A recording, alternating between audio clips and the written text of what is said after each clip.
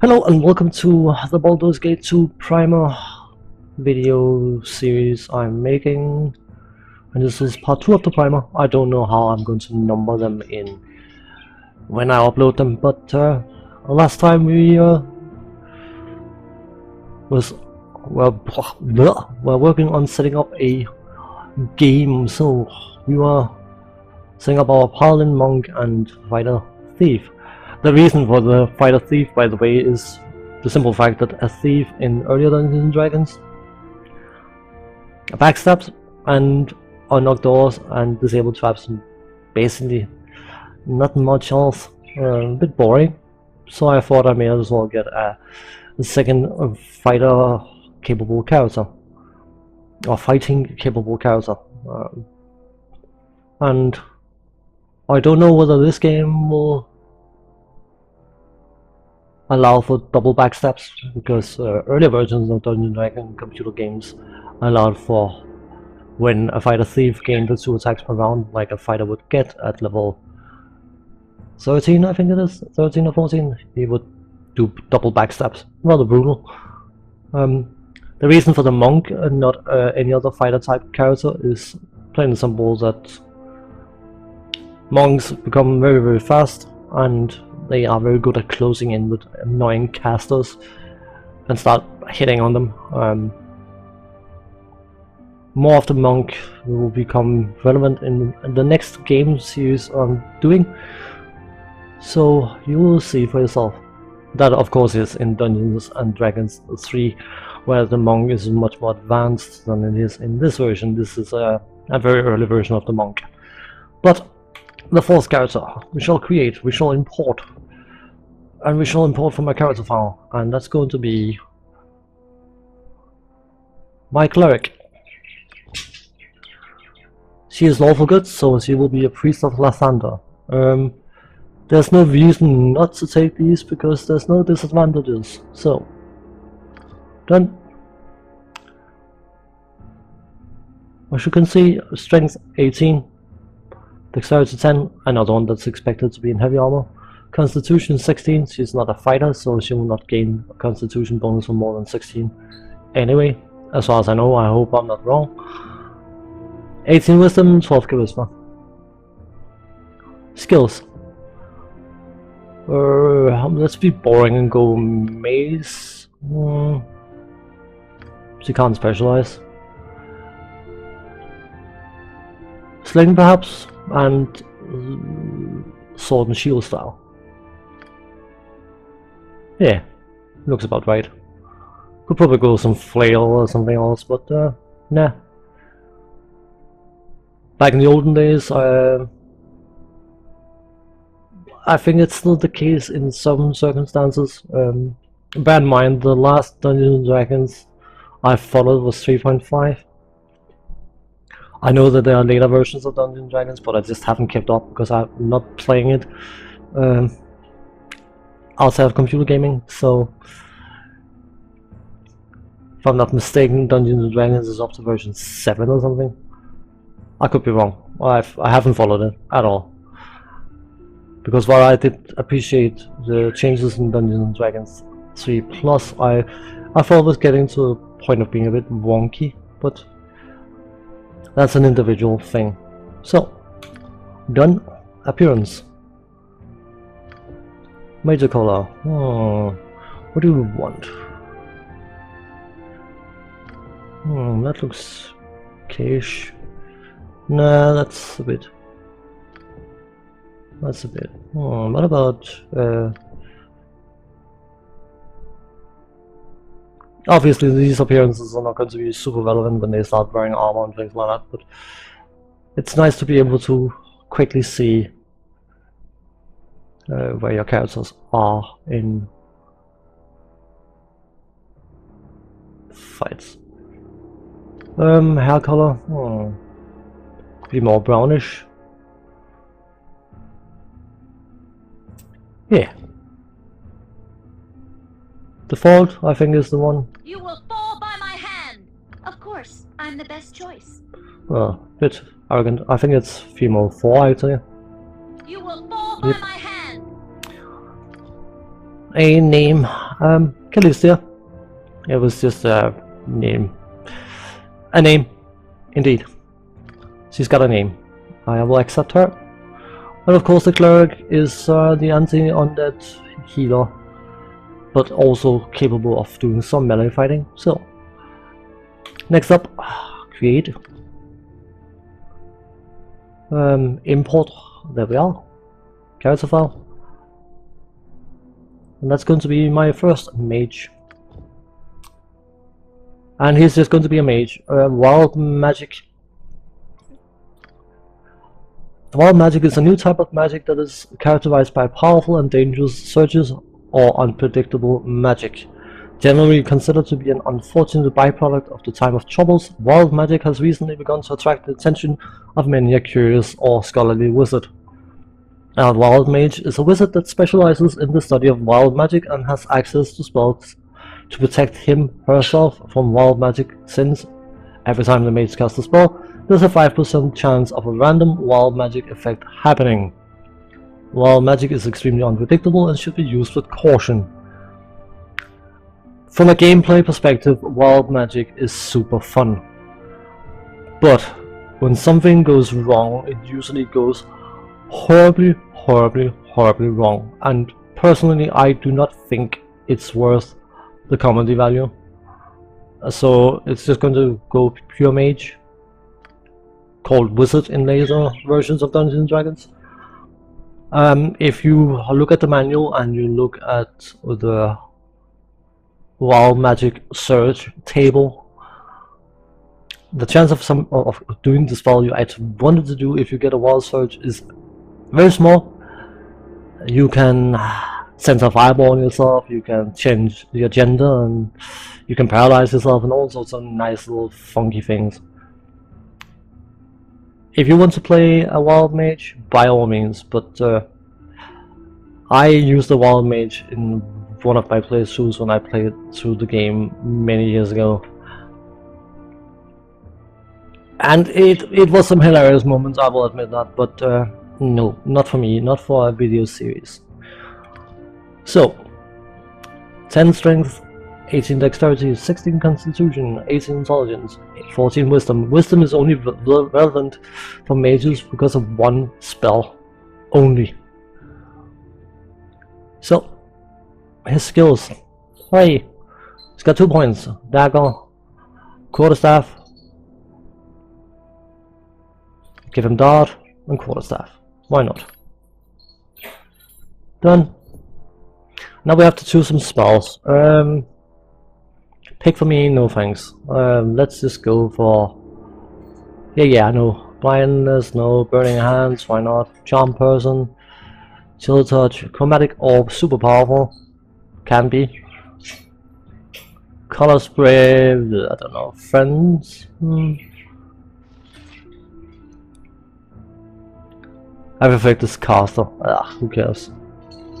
Identify, you need identify. That is super important. A magic missile, the mainstay spell of first level spell of any caster. As you can see, this is one of the wild magic spells. I hate choosing first level spells. Shield.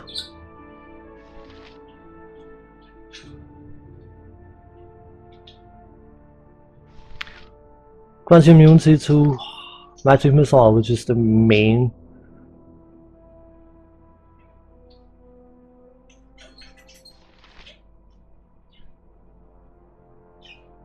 use of it.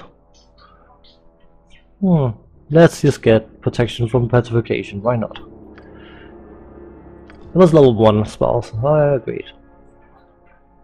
Organizars, a Scorcher. We will get that one. We have 6 or 2 spells. Localize, strength.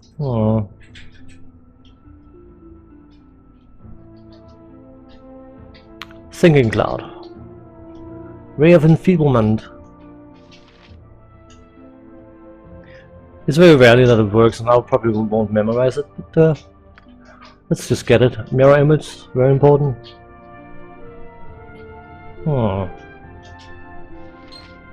Mel's Acid Arrow. Do bear in mind, of course, that there's a good chance that you will find certain of these spells as scrolls and you can scribe them. So we'll get invisibility or no alignment and all those fun things, but you know what? I'm going to take no alignment, why not? And knock. These are very common scrolls. So maybe I'll find some on the scroll. Level 3. No. Dispel magic. Should probably get that one. Definitely fireball. And definitely lightning bolt. Where is it?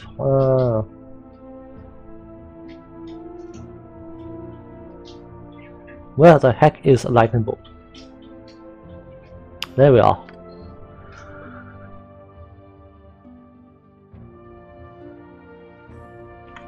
Just had to mute for a quick sneeze. Probably didn't want to listen to that. Haste probably. Remove magic.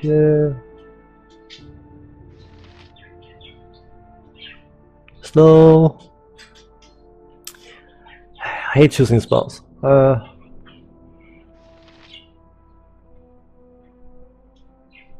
Of course, a skull trap. There we are, skull trap. It's basically a fireball you put up, and then if people run through it or enemies run through it, it will blow up. I can't remember whether this game by default has party damage on. It could have. So, level 4. Emotion. I think I've found some potential use out of that. Ice Storm, of course, is a mainstay in the arsenal. I do not like fire shields because of the fact that while it makes you very resistant to one part, it also makes you very vulnerable to the opposite. So, put them off self, put them off other. Spirit armor. Wizard eye.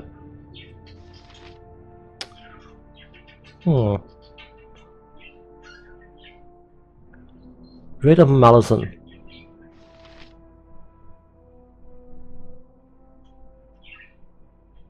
Let's get that. I don't like little force spells a lot. And I'm probably going to be taking some long spells in that regard. Secret Bird. Yeah, might be useful. Wizard Eye. Stone Skin, of course, you can't manage without Stone Skin. So, appearance. Major. Minor.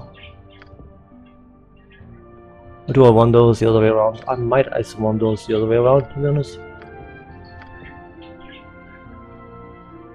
Yeah, and of course his hair is going to be white, because he's a wizard. Male wizards, mages, things, they have white hair. And his voice, To battle! I will strive to lead responsibly. I must rest for our cause to succeed. Yeah. Done, and his name, that is a name I've been using for mages as long as I can remember, for male mages anyway. Hey, he's going to be my utility vehicle caster, so to speak. So we shall accept him as he is. Hey, welcome to the party. And of course, create character. Create, import, character file. I had 2 mages in Baldur's Gate, and of course the sorcerer was introduced, and the sorcerer is what we have. I gave her 18 constitution. I may not benefit from it, but she's got it. Strength 10, don't need strength, you're a caster, not a melee fighter. Constitution and intelligence at 18, wisdom at 10, and charisma at 10. This is a Dungeons and Dragons even 2.5-ish something. So they do not use charisma as a casting stat, they use intelligence as a casting stat. Very important. I have already set up skills. If you create a character from in Baldur's Gate 2 and save it, you have to change appearance and name. If you import it from Baldur's Gate 1, you will need to set skills as well, because there's a change in skills. The soldier's job is to be an artillery battery, plain and simple. So, yeah. Appearance. She looks very, very similar to my cleric. We can't have that, can we?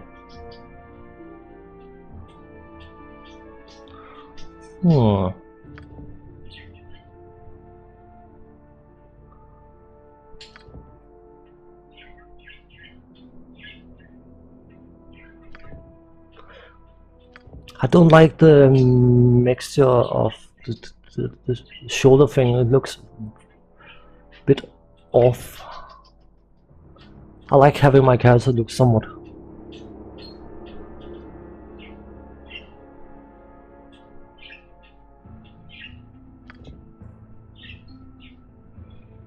Oh, I hate this part, I hate this part, I hate this part. What about something like this? If we take a major command. Bit excessive?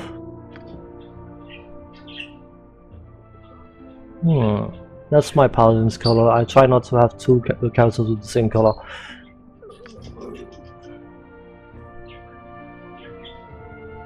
What about I should probably use that color for my priest. You know what, that seems fine, so let's find some color that goes well with that one. Green is such a...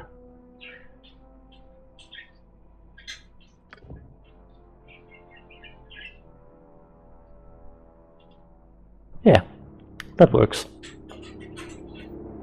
Maybe it doesn't. I hate this part. I really hate this part. What about... that's a bit more muted. Might look okay. And a voice for her.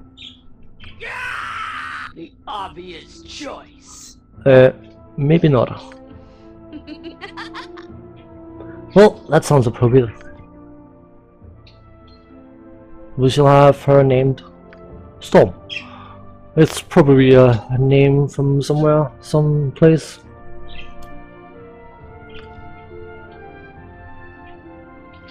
It's the nickname of our guildmaster in World of Warcraft. His character is called Stormhammer, so of course we just call him Storm. I don't take the inspiration from his character. It's just a name I've been using for female casters, as long as I can remember. So now we need to actually claim possession of these characters. In a multiplayer game, you would have other characters claim possession of whatever character they are playing. You can play a 6-player online game thing. But time for me to shut up and play the introduction bit. So catch you in a moment.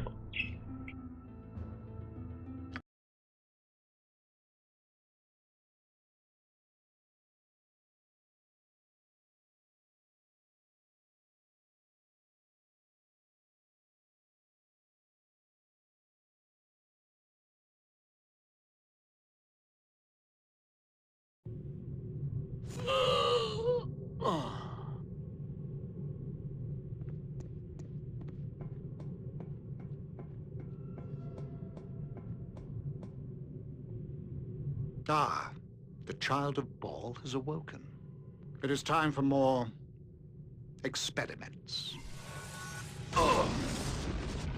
The pain will only be passing. You should survive the process.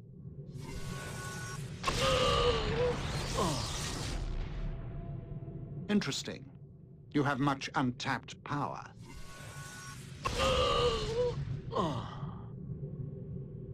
Do you even realize your potential? Intruders have entered the complex, Master. They act sooner than we had anticipated. No matter, they will only prove a slight delay.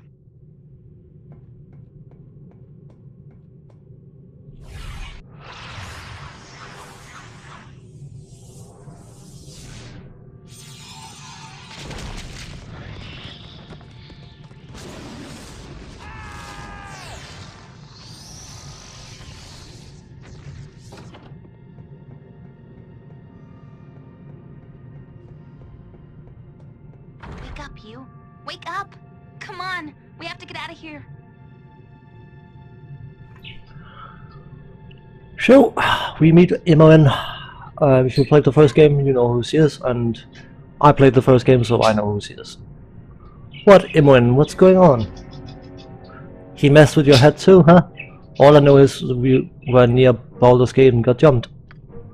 I don't think I want to remember it all. He's been doing things to us. Gallagher, we have to get out of here. Doing things? What do you mean?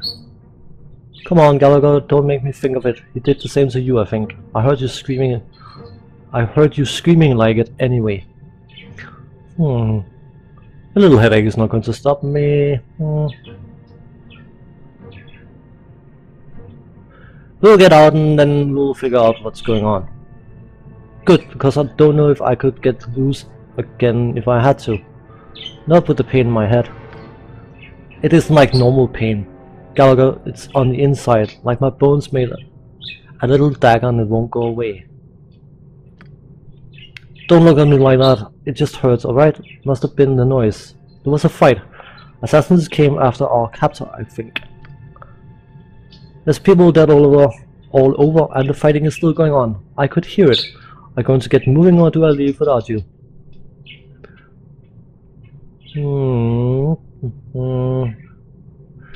Right you are, let's go. Good, I didn't want to go by myself. I need you around, Gallagher. Don't want to be here alone. We should look in that room to the west first. West and just a bit north. I think I saw some weapons in there. It's a room off the corner of this one.